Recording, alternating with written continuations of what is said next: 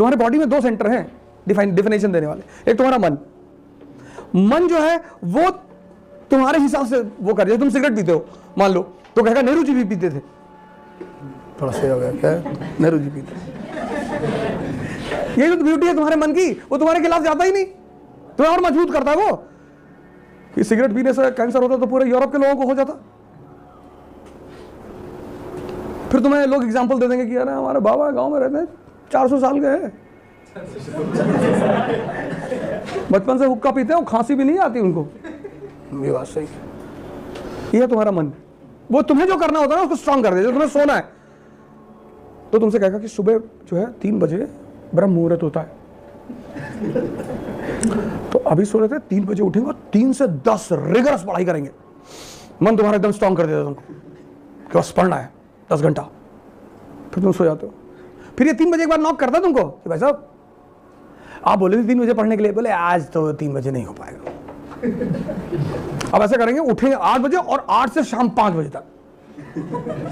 वो तुमसे ये नहीं कहता कि नहीं करेंगे, अगर वो ये कहते नहीं करेंगे ना तो वो पकड़ में आ जाए ना, वो आगे बढ़ा देता चीजों को कि 8 से 5, 8 4 12, अरे यार 9 घंटे सो गए तो कि 3 से 10 तो 7 ही घंटे की पढ़ाई है, 2 घंटे आगे बढ़ रहा है, 9 घंटे तुम सो गए। तुम उठे 9 बजे, अब तुमको गाली देगा ये कि 1 घंटे लेट हो, 9 घंटे पढ़ना था, 8 ही घंटे पढ़ाई हो पाएगी। तो ऐसा करते हैं कि कल से 9 घंटे वाला रखते हैं।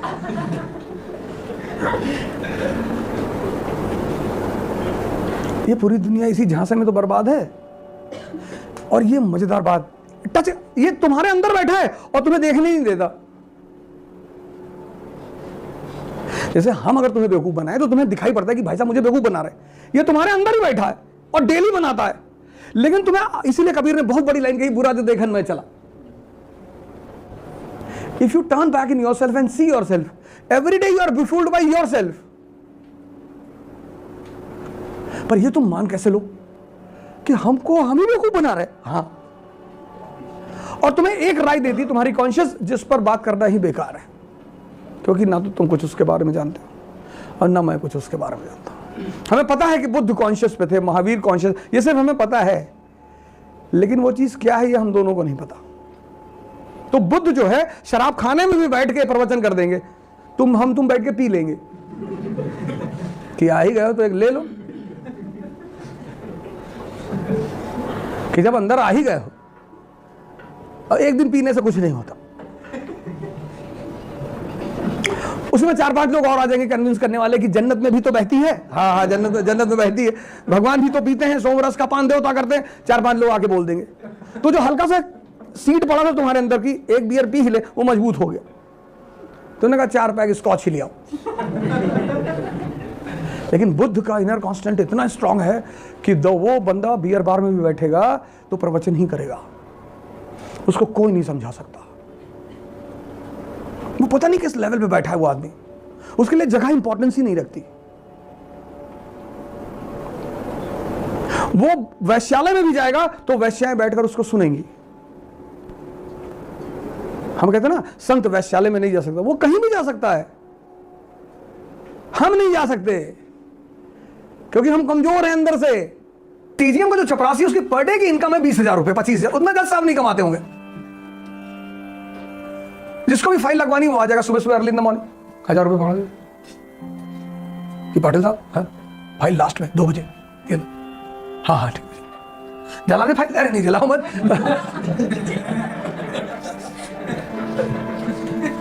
ये कचहरी के जो चपरासी होते हैं, बड़े बड़े पैसे लेके कभी कभी एक आध पेपर निकाल के फाड़ के फेंक देते हैं।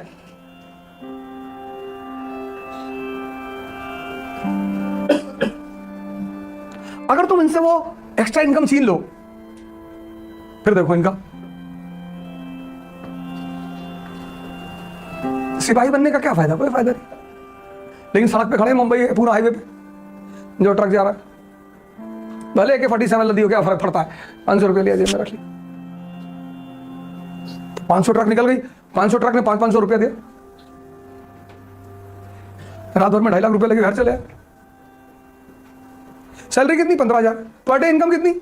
50,000। This was the same thing with companies officers also. Their salary was very low. Their main income was personal trade. जैसे मैं इंग्लैंड का रहने वाला, मैं हिंदुस्तान आया,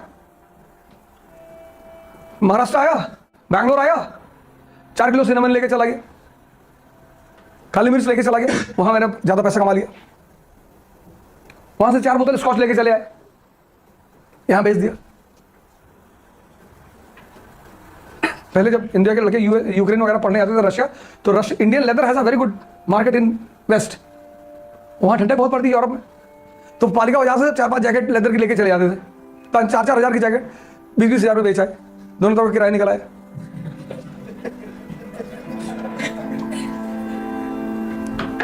आगे जब हम कहीं जाते हैं, जैसे पूना आए, तो अब यहाँ की जो स्पेशलिटी तो हमारे यहाँ के आदमी लेते हैं ना भैया। मैं बेंगलोर जाता हूँ, केरला जाता हूँ पढ़ाई, तो लोग कहते हैं मसाला लेते हैं ना, खाओगे?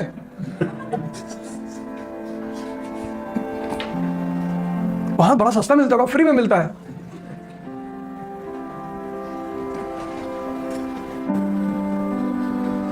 एक्चुअली जब कोई आदमी किसी चीज को हराता है तो जल्दी उसको इज्जत नहीं देता।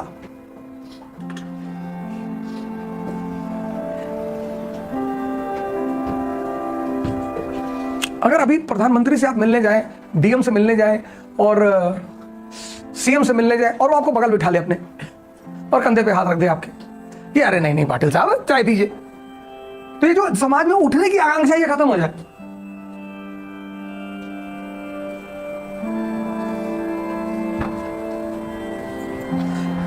ये क्यों है urge? What is the reason behind this urge? Social structure, protocol. तुम आईपीएस से मिलने गए, आधे घंटे बाहर बैठे हो ऑफिस के, और तुम कुछ कर नहीं सकते, बाहर 10-12 दरोगा बैठे हुए।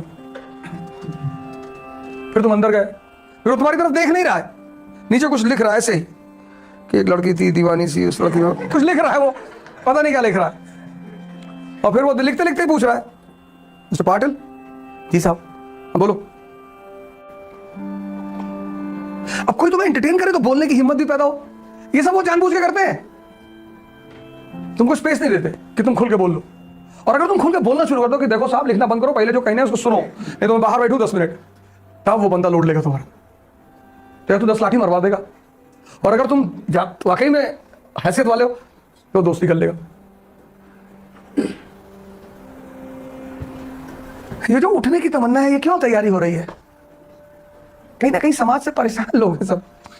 डॉक्टर नहीं सुन रहा है, हॉस्पिटल जा रहे हैं, सुन ही नहीं रहा कि साहब यहाँ पेन होता है, बाल भी चढ़ते हैं तुम्हारे, अरे बाल बाद में बोल लेना, पहले यहाँ जो दर्द हो रहा है वो बता रहा हूँ, सुन ही नहीं रहा। सीने पे दर्द हाथ रखा, ये दवा ले लो, बच गए तो फिर आना। वो एंटरटेन ही नहीं करता।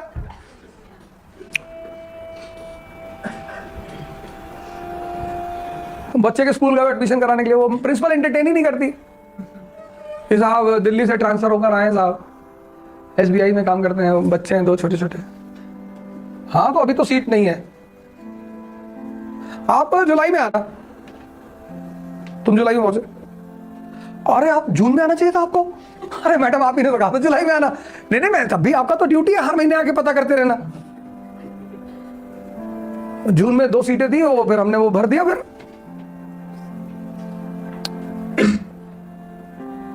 तुम बाहर देखो, चेहरों पे लोगों की हताशा देखो, कहीं कोई सुनने वाला ही नहीं है।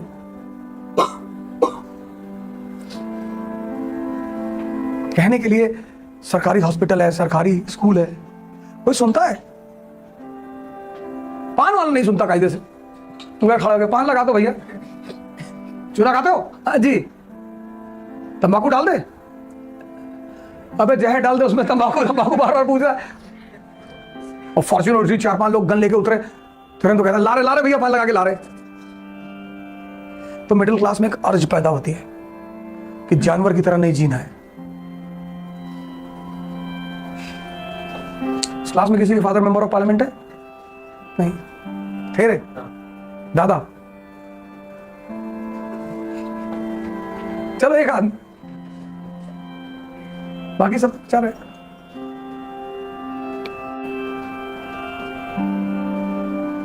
तुम एयरपोर्ट पे जाओ, अगर तुम ब्यूरोक्रेसी में 5 मिनट के अंदर अंदर, कितना भी बड़ा हुआ एयरपोर्ट हो, नहीं तो अगर सैटरडे संडे को अगर तुम लाइन में हो, संडे को अगर तुम शाम की फ्लाइट से दिल्ली जा रहे हो, तो तुम्हें 3 घंटा पहले पुणे एयरपोर्ट पे पहुंचना पड़ेगा, 4 घंटा पहले बैंगलोर एयरपोर्ट पे पहुंचना पड़ेगा, और सुबह से बैठना पड़ेगा दिल्ली एयरपोर्ट पे। इतनी भीड़ होती है, और एक से एक लोग अचार का डिब्बा लिए हुए हैं हमें।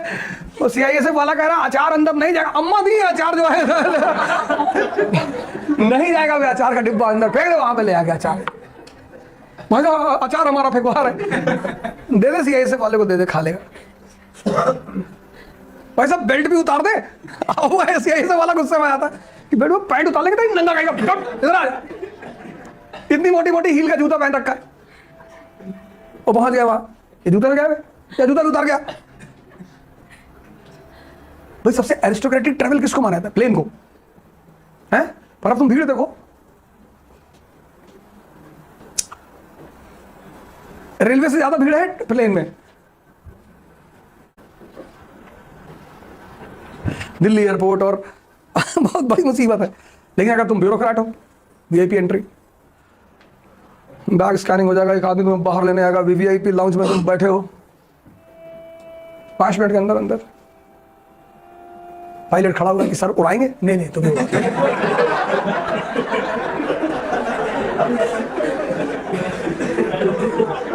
अरे पूछ ही लेगा यार, तुम महाराष्ट्र के IG को पूछ लेगा तुमसे, कह उड़ाओ तुम उड़ाओ। फिर जब तुम कहते हो कि मैं सेवा करने के लिए IAS बनना चाहता हूं, तब बहुत गुस्सा आती है। कोई सेवा होगा नहीं, ड्रामेबाजी की बातें मत करो। और ये बात मैं इसलिए समझता हूं क्योंकि मैं तुम्ही में से एक हूं।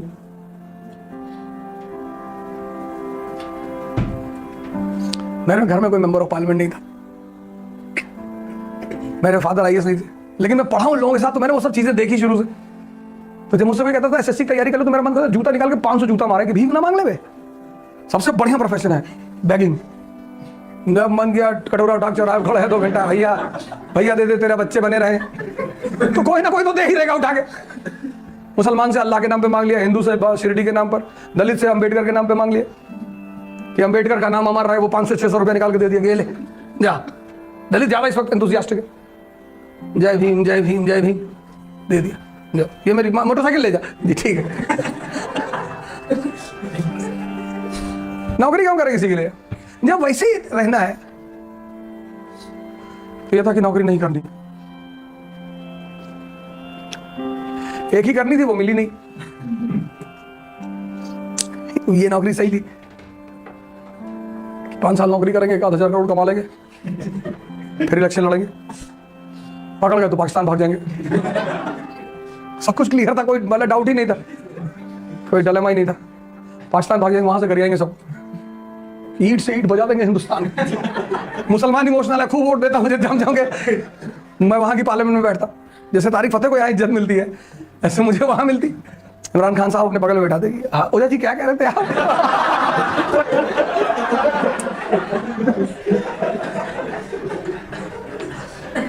बस इतना टेंशन ही नहीं है।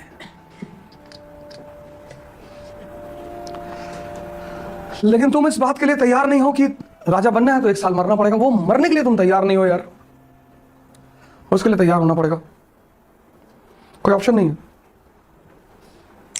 कहीं भी चले आओ, दिल्ली चले आओ, कहीं भी चले आओ, कोई फर्क नहीं पड़ता। 2 काम करना पड़ेगा, कल मैंने परसों बताया था। एक आइसोलेशन, अपने साय से बात मत करो फालतू में। पढ़ने का मन नहीं कर रहा, जिम चले आओ, बॉडी तो बनेगी कम से कम, कुछ तो फायदा होगा। जिम में मन नहीं लग रहा, मंदिर चले आओ, गुरुद्वारे चले आओ, मस्जिद चले आओ। बस 3 ही जगह तुम जाओ, या तो जिम या मंदिर या लाइब्रेरी। बाकी तुम हर चीज छोड़ दो 1 साल के लिए, ओनली फॉर 1 ईयर, फिर देखो मजा। बाकी अगर तुम ये सोचते हो कि हम कुछ ऐसा बताएंगे, हम तुम्हारी लड़ाई आसान कर देंगे।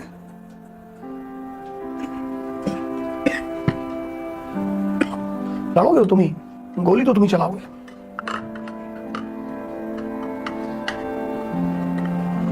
इसमें बहुत नुकसान भी हो सकता है। तुम्हारी गर्लफ्रेंड भाग सकती है, तुम्हारा बॉयफ्रेंड भाग सकता है कि यार तुम टाइम ही नहीं दे रहे हो। भागने दो, डरना मत, सब वापस आएंगे ब्याज के साथ। 4 हो सकता है तुम जिस लड़की को चाहते हो उसकी शादी हो जाए, कोई बात नहीं, डाइवोर्स भी तो होते हैं।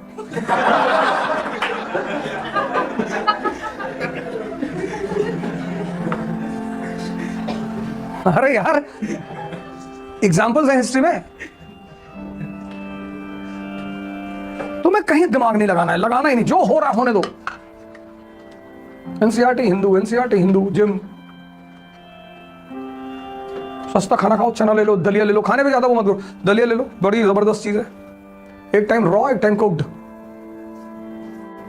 दलिया में सारी सब्जियां डाल दो, बॉईल कर लो, बड़ी जबरदस्त बन जाती है, उसमें 1 चम्मच तुमने घी डाल लिया, एक दिन मीठी दलिया बना लो। बहुत खाने पे बहुत ज्यादा ध्यान मत दो, अंडा करी बना रहे 5 घंटा, रोटी बना रहे और पुलाव बना रहे, ये सब मत करो। कोई तुम्हारे घर आए पानी मत पूछो उसको, स्टूडेंट हो यार तुम क्यों सामाजिकता निभा रहे हो? You are from Satara, you are living here in Poona, तुम्हारे गांव से कोई आदमी तुमसे मिलने आया, तुम चाय बना रहे हो उसके लिए, तुम स्टूडेंट हो।